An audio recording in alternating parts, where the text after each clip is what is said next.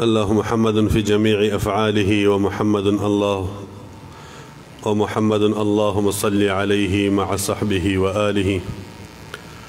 أما بعد، رضينا بالله ربا وبالإسلام دينا وبمحمد المصطفى صلى الله عليه وسلم نبيا ورسولا وبالقرآن والحديث قدوة وإماما. أما بعد، فأعوذ بالله من الشيطان الرجيم. بسم الله الرحمن الرحيم. وكذلك جعلناكم أمة وسطا. الآية. وقال النبي صلى الله عليه وآله وصحبه وبارك وسلم: أقرب الناس من درجة النبوة أهل العلم وأهل الجهاد، فأما أهل العلم فدلوا الناس على ما جاءت به الرسل، وأما أهل الجهاد فجاهدوا بأسيافهم على ما جاهد به الرسل، أو كما قال النبي صلى الله عليه وسلم، أو بمثل ذلك أو شبه ذلك أو فوق ذلك أو دون ذلك. طول درود شريف هو استفلا. اللهم صل.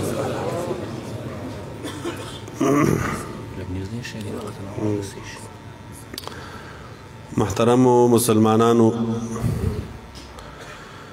د دې مشایخو، صاحبزادگانو، علماء کرامو په اجازه باندې او د دې مبارکې درنې کورنۍ د حضرت شهید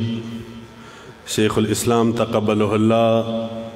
د اهل بیتو په غوښتنه باندې یقینا د داسې هستیو علماو په مخ کې زه خپل ځان د دې لایق نه بولم، خو چونکې د دې غوښتنه د غواړم چې لږ خبره وکړم. د یو ډېر د فضیلت او د قدر خاوند، د اسلام او د دین او د مذهب په خپل عصر کې یو بې مثله مدافع، د امامنا و امام الائمه امام ابو حنیفه رضی الله تعالی عنه، د مذهبی مهذب یو لا مثال په خپل عصر کې خادم، حضرت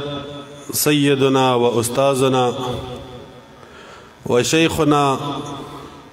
و شیخ الاسلام والمسلمین حضرت شهید ابن شهید غلام حضرت غلام تقبله الله په ویاړ جوړ شوي مجلس کې حاضر یو. د هغه مبارک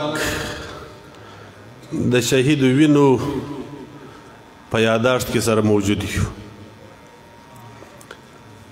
الہ العالمین یو ناشنا هستی و چې موږ تاسو ته یې راکړې وه، پر موږ تاسو باندې الہ العالمین د هغې هستي یو احسان کړی و. د الله مخلوق و، د الله بنده و، الہ العالمین په کار سو، پر خپل وخت و پر خپل ټیم باندې برته راڅخه واخیستی. زموږ باندې رضا ده، د الله تقدیر و، قضا یې وه زموږ په رضا ده. خو د الہ العالمین شکرګزار یو چې داسې هستي لرو په مابینځ کې او د داسې هستیانو سره متعلق و. دا مو فخر دی، دا مو ویاړ دی چې موږ د داسې چا شاګردان یو. دا ځان ته فخر بولو،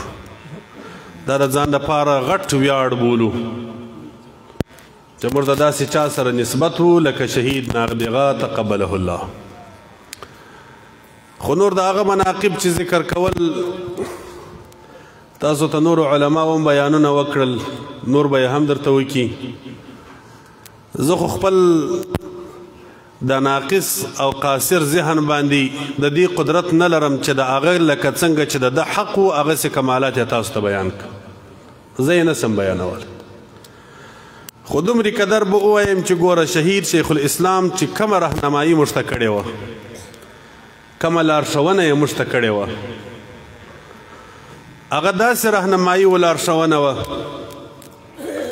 چې په ډیرو کمو انسانانو کې زموږ په استادانو کې بیا موږ بل ځای پیدا کړی ده.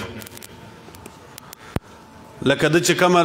رهنمایي و لارښوونه راته کړې وه، هغسې رهنمایي و لارښوونه موږ ډېر کم ځای بل پیدا کولی سو. طالبي دوران کې خو طالبانو ته معلومیږي د سړي د هر رقم چا سره تعلق راسي. ډېر ځایونه طالبان سبقونه ووایي، د ډېرو استادانو سره یې نسبت راسي. د هر استاد به طالب قدر و احترام کوي. چې ستا نفس د دین په امورو کې یو استاد سو، بیا به قدر کوي، احترام به کوي، دا در باندې واجب دي. خو کله کله څه داسې استادان بیا پیدا سي چې بیا شاګرد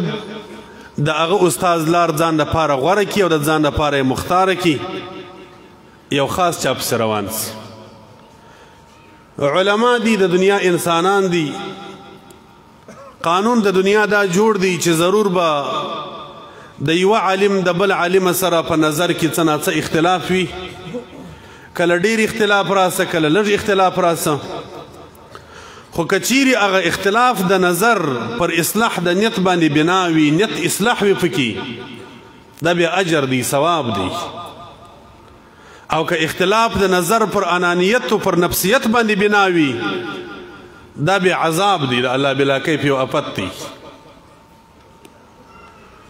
نو هر چاته به داسې استادان په مخه ورسي، کله به د یوه استاز یو نظر وي، کله به د بل استاز بل نظر وي.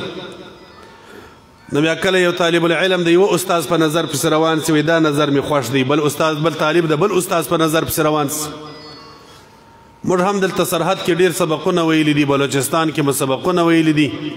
داسې استادان به مو هم شهید تیر سوي وي چې د هغو به یو داسې نظر و چې هغه به زموږ د دغسې استادانو لکه شهید شیخ الاسلام د هغه د نظر سره به مخالف و، او د شهید شیخ الاسلام به یوې خواته نظر و، د هغه به بلې خواته نظر و. خو موږ د ځان دپاره غوره او مختار نظر، موږ د ځان دپاره په دین کې بهترینه تګلاره هغه د شهید شیخ الاسلام تقبله الله نظر وبولي. موږ ویل چې بس دا نظر حق دی، ټولو اساتذو ته احترام لرو، قدر لرو. خو دا نظر چې مو ولیدي دا مو در نورو نظرو خوښ سو. ولې مو خوښ سو؟ وجه یې درته وایم. ما څه کله کله بعضې ملګري پوښتنې کوي، یاره ستا خو فلان هم استاز و، خو هغه دا ویلي دي، فلان دې هم استاز و، هغه دا ویلي دي، او ته هغه ټولو استادانو خبره دې پرېښده او د شهید شیخ الاسلام په خبره پسې روان یې. زور ته م ګوره، د الله لره د هزار بار حمد و شکر وي. اله العالمین موږ ته د خپل وس مطابق، زما د حال مطابق دومره قدر علم یې رانصیب کړی دی چې زه خپل ځان ته یو حق و باطل په وپېژنم. که نور کار کولی سم که نه، د خپل ځان دپاره چې د خپل ځان اصلاح په وکم، خپل ځان ته د یو چا دغه معلومه کمه چې دا حق دا باطل. دومره قدر علم اله العالمین را کړی دی، د الله ته شکر ګزار یو. موږ چې خپل په علم باندې کتلی دي، خپل په عقل مو کتلی دي، اله العالمین په خپل کتاب قرآن پاک کې دا امت وسط امت، د عدل امت بللی دی. اله العالمین وی په نورو امتو کې د نبی کریم صلی الله علیه وسلم امت چې دی هغه د اعتدال وړ امت دی. د نورو کې میانه روي په دې امت کې ډیره ده، د عدل لار په دې امت کې ډیره ده. رسول الله صلی الله علیه وسلم مبارک و خپل امت ته مکرر ځایونه د دې امر کړی دی چې ګوره د افراط او د تفریط نه به ځان ساتي او په اعتدال کې به ځان نه باسي. عدل به کوي، نه به یو خواته ډیر تیز دی، نه به یو خواته ډیر ځان راکموي. افراط و تفریط په اسلام کې نسته. اسلام کې وسطه لار، د اعتدال لار ده. اسلام موږ په دې باندې امر کړي، قرآن موږ په دې باندې امر کړي. وکذلک جعلناکم امة وسطا، ترجمه یې ټول مفسرین په عدل سره کوي. داسې امت یاست چې په تاسو کې به عدل و اعتدال وي. نو موږ چې د خپل علم موافق وکتله چې کوم عدل او اعتدال مو د شهید شیخ الاسلام په نظریه کې پیدا کړي، هغه خلک چې زموږ په استادانو کې وه موږ قدر لرو، خو د دې نظریې سره په ټکر باندې و د هغو په لاره کې مو عدل و اعتدال د خپل علم موافق نه لیدي. ځکه مو دا نظر خوښ کړي، دغه تګلاره مو د ځان دپاره تګلاره وګرځوو. ما سره استادانو کې داسې خلک تیر سوي دي، دلته سرحد کې زه اوسېدلم، زموږ استاد اسلام تقبله الله سره مو ربط سو، تعلق مو سو. نو هغه په موږ باندې دا وپېژندل چې نه، حضرت امام ابو حنیفه رحمه الله په علمي حیثیت باندې د خپل دوره صدر نن زمانې پرې مثال و مثل نه لري د علم په میدان کې. او حضرت امام ابو حنیفه رحمه الله چې کم تشریح کړي دي موږ لره هغه عین د قرآن او د حدیث مغز دی هغه ته باید چې نظر وکړو او ورسره یې دا هم راته ورښودل چې ګوره امام ابو حنیفه رحمه الله شارع نه دی دا نظر به هم ساتو چې ګوره امام ابو حنیفه رحمه الله موږ ته د شریعت د دین بنیاد نه دی ایښی هغه د شریعت او د دین خدمت کړی دی هغه موږ ته د شریعت او د دین وضاحت کړی دی موږ به د هغه توضیحات د هغه تشریحات په هغه باندې عمل کوو نور به عمل اصلا په قرآن و حدیث باندې وي بنیادي شی معیاري شی قرآن و حدیث دی دغه یې تشریح راته کړی ده موږ ته به داسې انسانان پیښ سوي چې هغو به راته ویلي که چا دا وویله چې د نبي اکرم صلی الله علیه وسلم سره یو ذره د ذرو څخه علم د غیبوباتو ورته موجود و نو ګوره دا مشرک دی او دا کافر دی د نبی علیه الصلاة وسلام ته د علم د غیبو نسبت وکړي خو داسې خلک به مو هم لیدلي وي په دنیا کې چې هغو به بېدا راته ویل چې ګوره که د نبي کریم صلی الله علیه وسلم ته دا نسبت وکړي چې علم نه لري د غیبو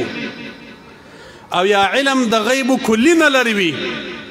دا مشرک دی ګوره دا مرتد دی او دا زندیق دی ځکه د رسول الله صلی الله علیه وسلم اهانت یې وکړي مرته شهید شیخ الاسلام په مابینځ کې یو د عدل او د اعتدال لار راوښول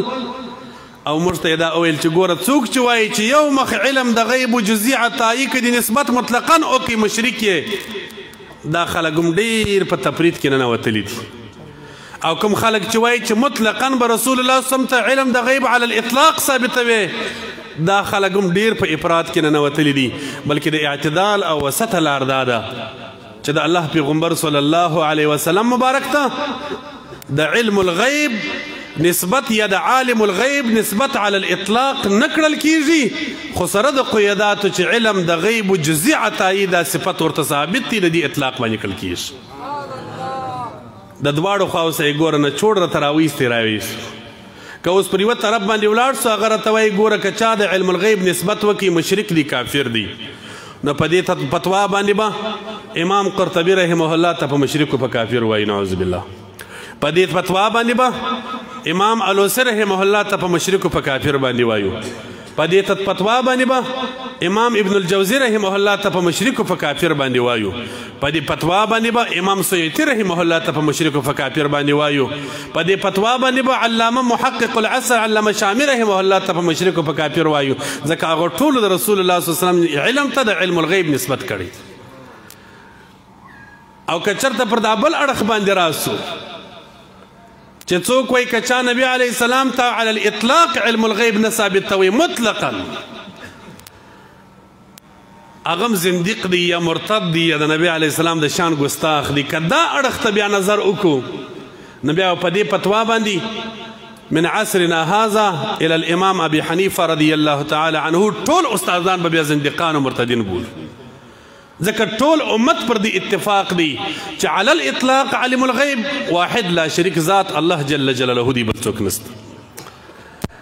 نو موږ په د مابینځ کې د اعتدال لار چا راته ښولې ده شهید شیخ الاسلام راته ښولې ده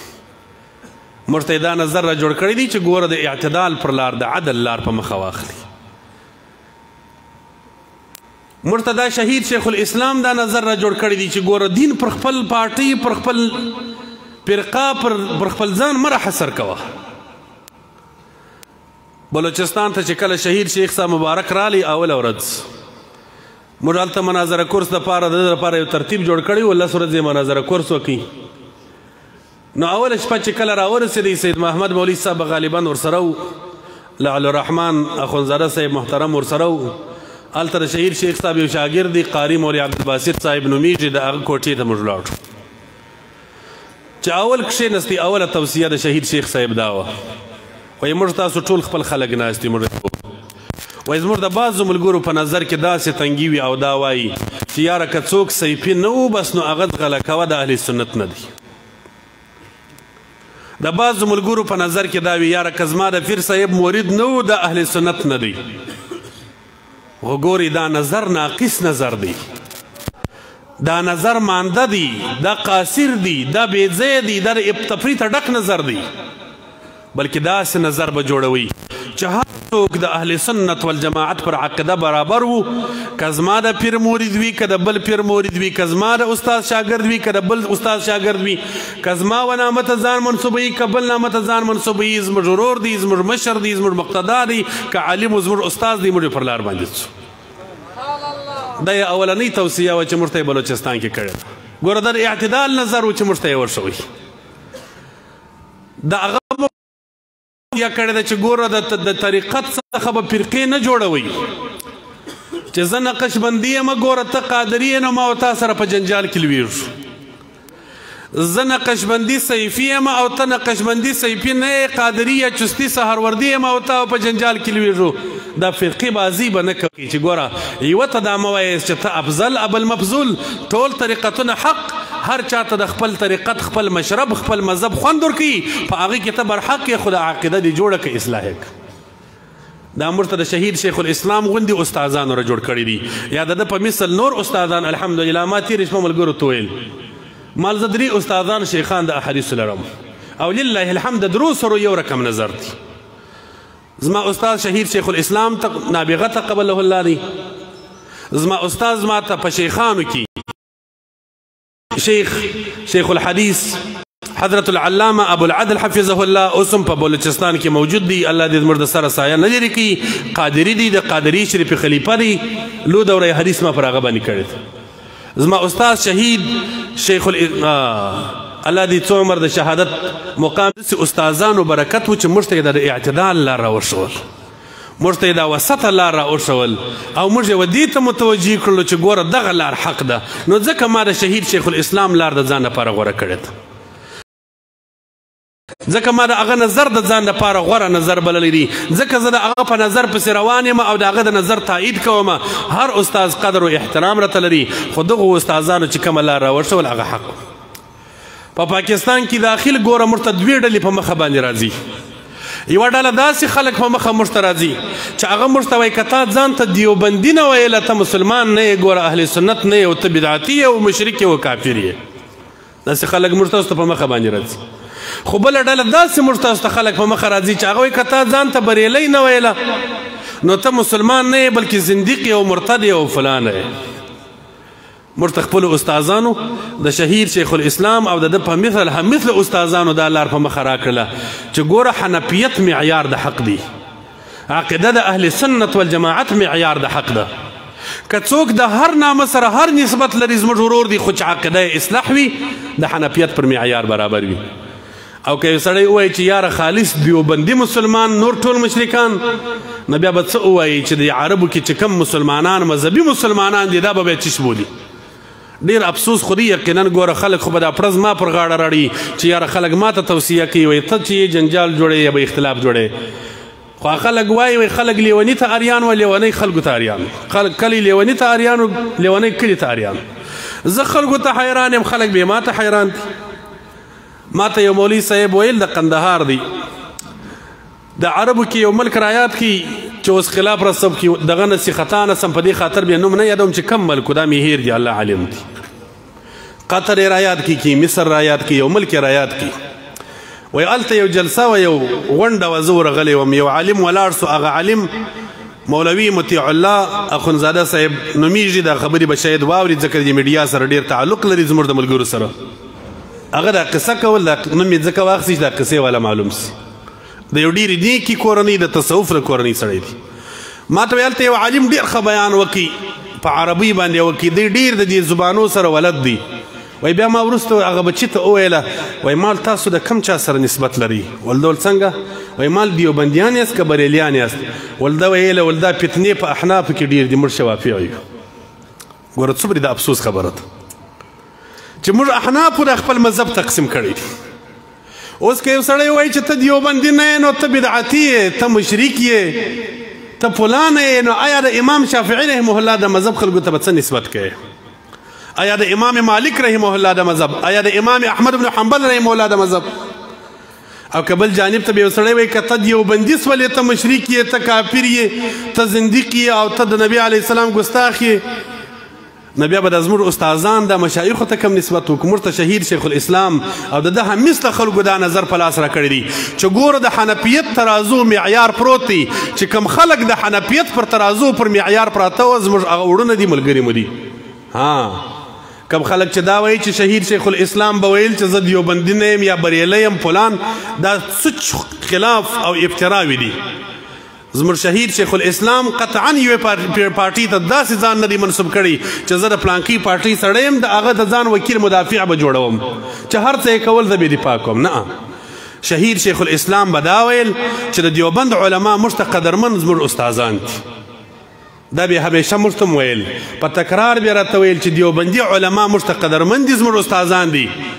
خو البته کم خلک چې بیا د دیوبند په نامه باندې و بې مذهبۍ ته خدمت کوي د هغوی د دیوبند هم رنګ بدوي زموږ هم رنګ را بدوي د هغوی خلاف د دیوبند علماو خبرې به را اخلو پر حنفیت پر معیار باندې بیا اچو که د حنفیت پر معیار برابرې سوې په علی الرأس والعین که په دیوبند کې د یو عالم خبره د حنفیت د معیاره څخه خطا سوله نو مشران استادان دي موږ بې قدر کوو د هغو به بې قدري و بې احترامي بیا هم نه کوو دی به معذور بولو په حنفیت پورې به لاس ټینګوو دا څومره د اعتدال نظر دی دا څومره ښایسته خبره ده دا څومره مبارکه خبره ده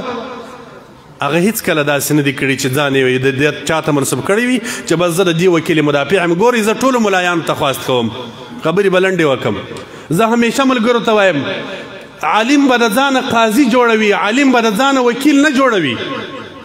د وکیل کار دا وي چې زه چا وکیل کړی یم د خپل موکل دپاره به دعوه ګټم چې هغه حق دی که ناحقه دی بس زه به دعوه ګټم زما زه د پلانکي وکیل یم عالم وکیل نه دی عالم قاضي دی قاضي ته به دواړه دعویداران راځي هغه به ګوري چې د کومه خبره حق ده هغه ته به وایي حق چې د چا خبره باطل ده هغه ته به وایي باطل موږ تاسو به د ځان کې د امام ابو حنیفه رحمه الله په مذهب کې داخل د ځانه قاضیان جوړوو که هر څوک راته راسي زموږ څخه زموږ د وس موافق پوښتنه وکړي موږ به د قاضي حیثیت ادا کوو چې دا حق ده دا باطل خوا که هغه بریل دی خوا که هغه دیوبند دی که هغه هر څوک دی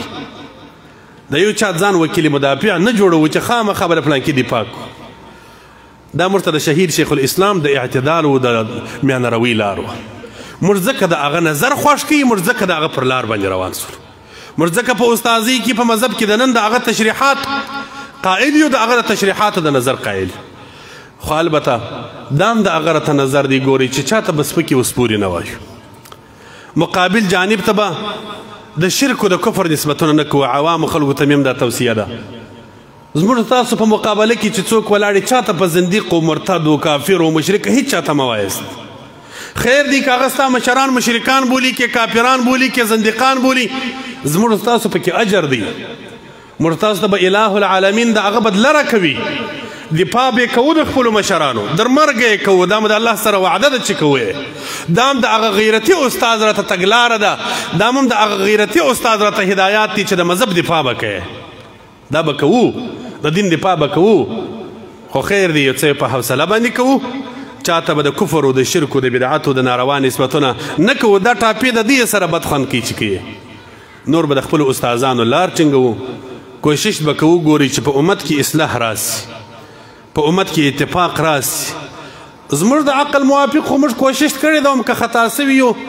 نو معذور یو د الله بلاکیب څخه عفو غواړو موږ د خپل عقل موافق د دې اصلاح کړی ده ځکه د الله رسول صلی الله علیه وسلم دوې ډلې د امت دي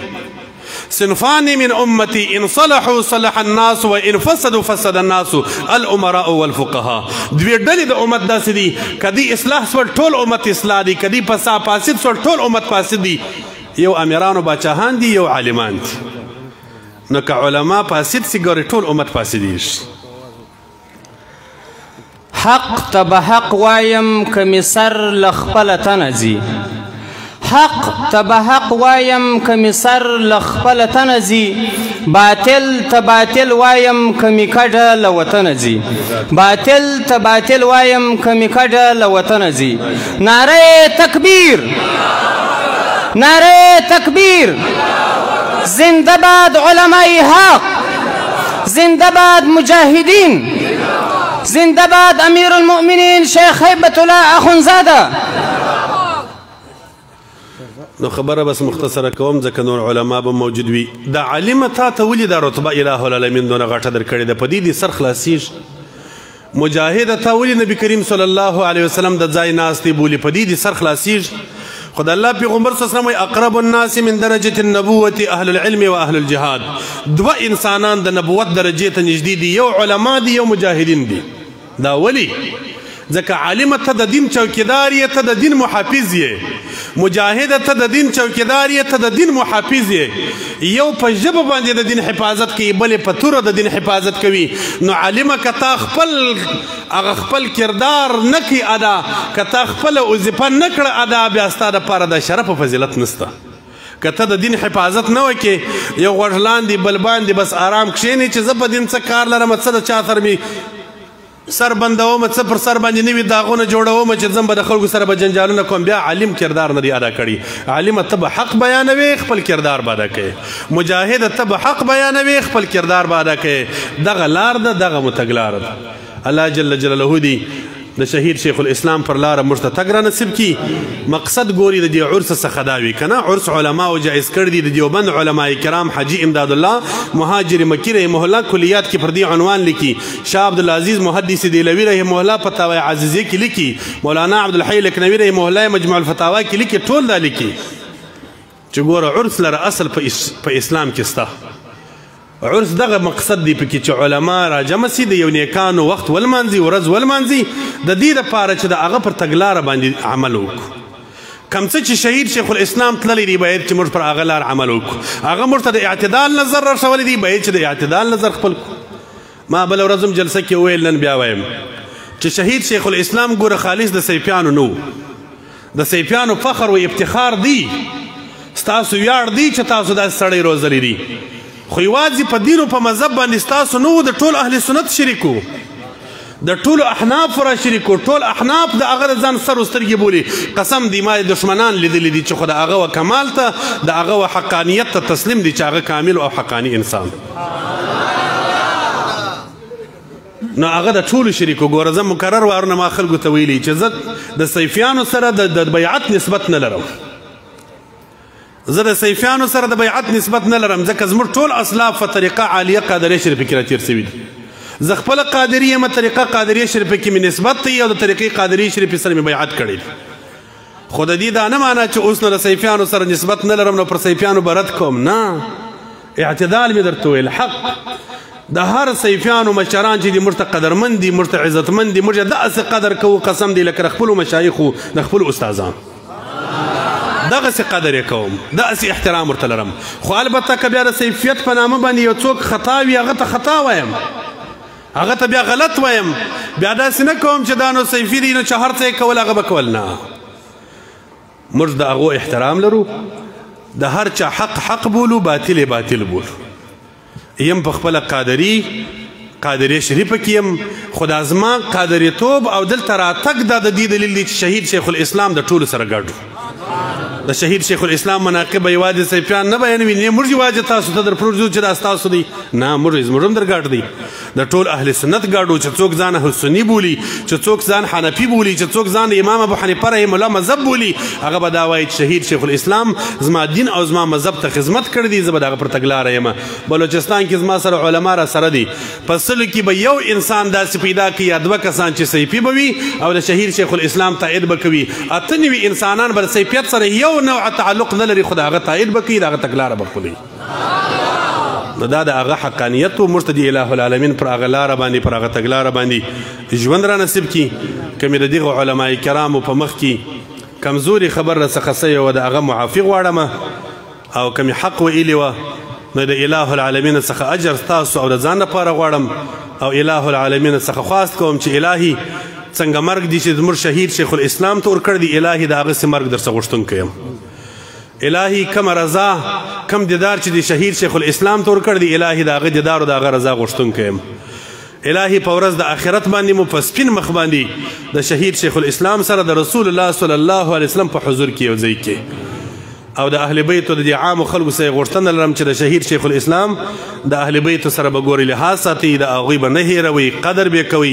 احترام به کوي د هغوی تګلاره به منو د هغوی تګلارې ته به نور مسلمانان را دعوت وو دا به بې غیرتي وي چې موږ پر کور باندې پر حق دین باندې ځان پټوو او باطل د الله و دشمنۍ ته میدان ته راوځي زه ځان ځینې پټوم یو سړی د خدای دشمنی ته پر میدان راوځي اعلان د خدای دشمنی اعلانوي یو سړی د الله د رسول سم دشمنی اعلانوي یو سړی د مذهب دشمنی اعلانوي د الله و دشمنی ته میدان ته راوځي او زه د الله د دوستي یا د رسول سم د دوستي یا د مذهب د دوستي دعویدار یم زه به ځان پټوم نه ټول به پر میدان باندې خدمت کوو اللهم هل بلغت وما علی الا البلاغ